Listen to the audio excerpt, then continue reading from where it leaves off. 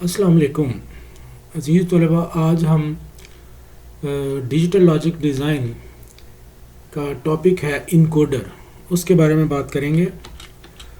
तो चलें शुरू करते हैं। सबसे पहले इनकोडर की डेफिनेशन का हमें पता होना चाहिए कि इनकोडर किसे कहते हैं। An encoder is a digital logic device that converts a decimal input to a binary output.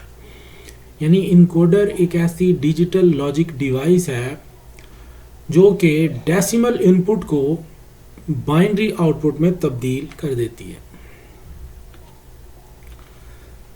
तो अब इसकी डायग्राम है आपके सामने और इसका ट्रूथ टेबल है। यहाँ से हम इसको समझने की कोशिश करते हैं कि ये कैसे काम करती है। ये डायग्राम को ज़रा देखें तो ये इनकोडर की डायग्राम है।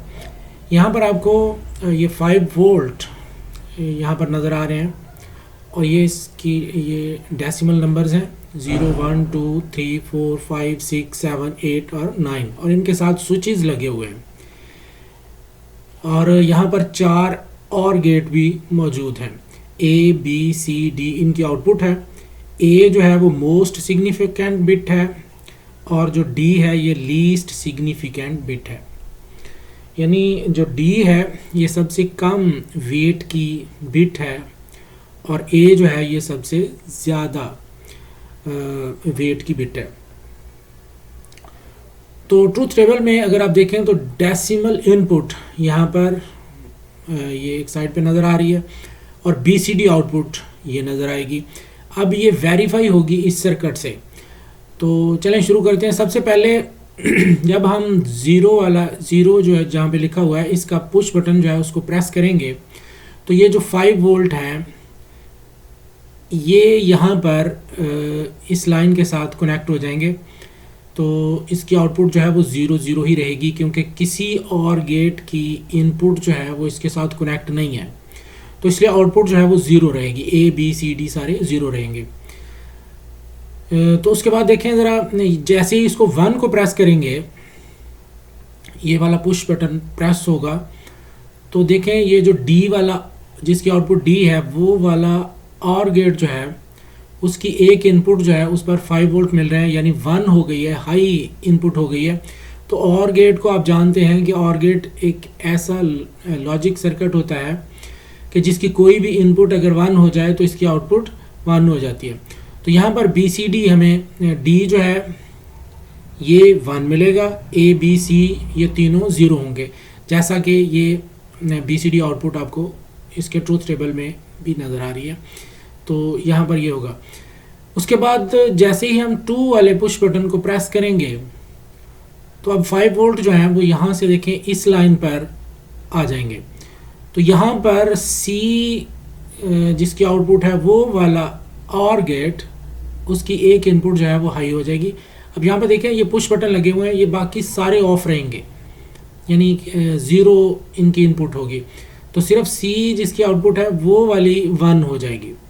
तो 0 0 1 0 ये आपके पास आउटपुट बीसीडी मिलेगी। इसी तरह से जैसे भी आप कोई भी पुश बटन जिस नंबर वाला यानी डेसिमल नंबर वाला आप पुश करेंगे तो आपको उसी का बीसीडी आउटपुट पर मिलेगा। तो ये इनकोडर जो है ये डेसिमल नंबर्स को बीसीडी में तब्दील कर रहा है बाइनरी कोडेड डेसिमल में। तो इस तरह से ये काम करता है। उम्मीद है आपको इसकी समझ आ गई होगी।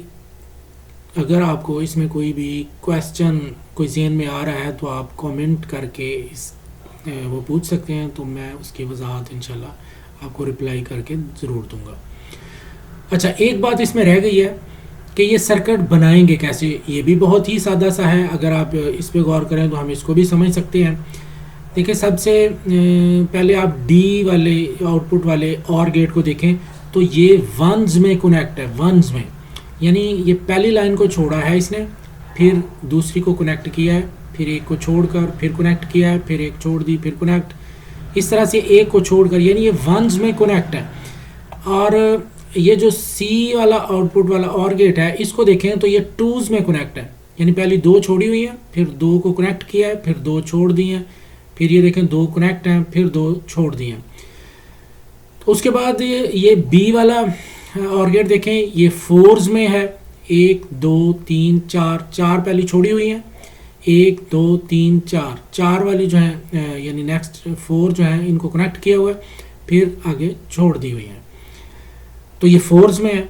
और जो मोस्ट सिग्निफिकेंट बिट है जिसकी आउटपुट ए है उसको देखें तो ये एड्स में है। एड्स का मतलब क्या है कि पहली 8 लाइनें जो हैं इनपुट उनको छोड़ा हुआ है और फिर आगे इन 2 को जोड़ दिया है, यानी ये एड्स में है। अब यहाँ पर ये पूरी हो गई, अगर और होती तो ये 8 के साथ कनेक्ट होती, यानी ये वंस में है, ये टूज में है, ये फोर्स में है और ये एट्स में है। तो उम्मीद है आपको इसकी समझ आ गई होगी। फिर भी अगर कोई क्वेश्चन हो तो वो आप ज़रूर पूछिएगा। आपका बहुत शुक्रिया वीडियो देखने का। जज़ाकल्लाह।